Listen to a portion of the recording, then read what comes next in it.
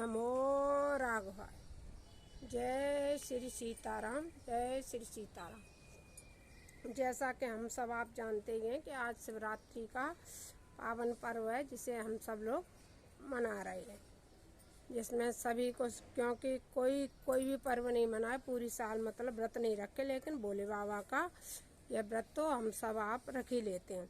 तो जिसके लिए हमें पूरे पवित्र मन भाव से हम उनकी पूजा करते हैं, इसलिए पवित्रता के साथ भोलेनाथ की पूजा करते तो सभी माताएं, बहनें, बेटियां हमारी शरद होती हैं। तो मैंने अक्सर कर मंदिरों में देखा है कि बेटियां जाएंगी, बहुएं जाएंगी, हम जाएंगे, आप जाएंगे, सब लोग भी आप भी जाते हैं मंदिर में। तो जैसे या तो इस तरह से बालों को बांध के चले जाते, या बस ऐसे सर को खोला और खोलने के बाद ऐसे बस ऐसे किया। जिस किसी को जल्दी रहती है वो मंदिर में इस तरह से चला जाता है। अब जब हम मंदिर में इस तरह से चले जाते हैं या बालों को कंघी करके चले जाते हैं, मगर बालों का जूड़ा कभी नहीं लगाते हैं। कंघी भी कर लेते हैं, जैसे कंघी कर ली, और लेकिन केस खुले ही रखते हैं, क्योंकि वैसे भी आजकल केस खुले रखने का फैशन सा भी आ गया है। आप जहाँ भी देखो केस तो बनना बंद ही हो गए। और इसके बारे में तो कुछ बोलना ही नहीं है, बोलेंगे तो शायद शाम हो जाएगी। केसों के बारे में इतना लिखा हुआ है कि जितने भी, मान लो आज हम और आप देखते हैं, जितनी ऐसी बाधाएं होती हैं, रेत भूत बाधाएं, वो केस खुले वाले महिलाओं पर जल्दी अटैक कर जाते हैं। इसलिए हमको केस हमेशा बंधे हुए ही रखना चाहिए, हमें केस हमेशा खुले नहीं रखना चाहिए। तो मंदिर जाने वाली माताएं, बहनें क्या करें कि अपने बालों को काट करके सिंदूर लगा करके हमेशा भोले बाबा के लिए जूड़ा बना करके ही शिव मंदिर में जाएं, क्योंकि शंकर जी की पूजा हमेशा बाल बांध के होती है। देखते नहीं, जटाधारी हैं, जटाएं बंधी हुई, उनका सर पे इस तरह से गुम्मत बना हुआ भोले बाबा रखते हैं। इसलिए भोले बाबा की पूजा जो होती है वो हमेशा बालों को बांध के की जाती है, और माँ की जो पूजा होती है वो हमेशा बाल खोल के की जाती है। कभी ये नहीं है कि उनकी पूजा बाल खोले हुए करेंगे। माँ की पूजा भोले की हमेशा बाल बांध के करते हैं। भोले बाबा की पूजा बड़े बहुत पवित्र भाव से भी होती है। ये नहीं कि हम चलो सर धोते ही नहीं, सर धो के और पूरे धुले हुए वस्त्र, ये नए वस्त्र पहन करके ही हम भोले बाबा की पूजा करनी चाहिए, सभी बहनें, माताएं।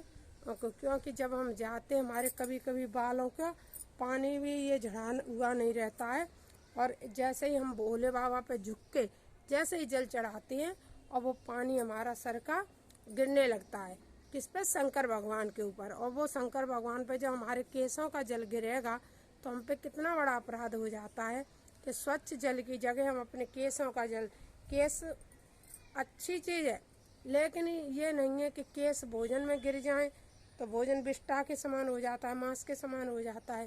केसों का जल गिरने के बाद क्या हम किसी जल पात्र, किसी में भी केसों का जल गिर जाए तो वो चीज़ हमारी अपवित्र हो जाती है। इसलिए हम केसों का जल नहीं रखते हैं।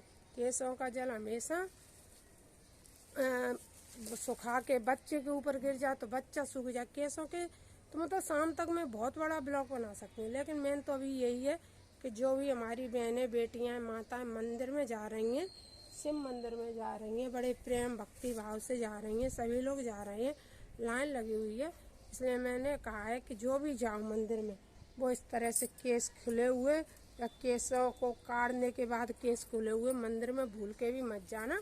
सभी माताएं, बहनें हमारी केस बांध के जाना, उनसे हाथ जोड़ के विनम्र प्रार्थना है, केस खोल के शिव मंदिर में मत जाना, तभी आपको पूर्ण फल की प्राप्ति होगी। यदि आप शंकर भगवान की कृपा पाना चाहते हैं तो केस खोल के मंदिर में बिल्कुल भी नहीं जाना, केस बांध के ही जाना। केस बांध के जाने से ही भोले बाबा प्रसन्न होते हैं, क्योंकि वो जटाधारी हैं और जटाओं को बांध के रखते हैं। जब वो केस खोले हुए तुम्हारे होंगे, या भोले बाबा का जब भी आपने बाल खुले हुए अभी देखे होंगे, तो आप देखना कि वे क्रुद्ध रूप में देखते हैं, जब क्रोधित होते हैं।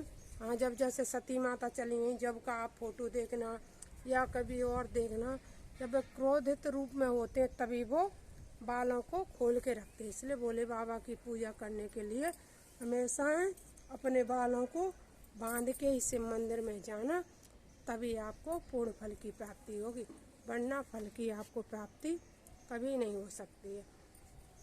और हम आप सभी अपने अपने बच्चों का, अपने पति का, सबका सौभाग्य चाहते हैं, हमेशा अपने परिवार में खुशहाली चाहते हैं। तो खुशहाली तो जब ही आती जब हम अच्छे कार्य करते हैं। अच्छे कार्यों के लिए फिर मैं आपसे विनम्र प्रार्थना करती हूँ कि आप अपने केसों को बांध करके ही शिव मंदिर में जाएं और शंकर जी पे दूध चढ़ाएं, फल चढ़ाएं, बेलपत्र चढ़ाएं। जैसे ये बेलपत्र है, बेलपत्र चढ़ाएं, बेलपत्र की भी पूजा करें। सब की पूजा करते हुए और बड़े भक्ति भाव से भोले जी की पूजा करें। हर हर महादेव, हर हर महादेव, हर हर महादेव।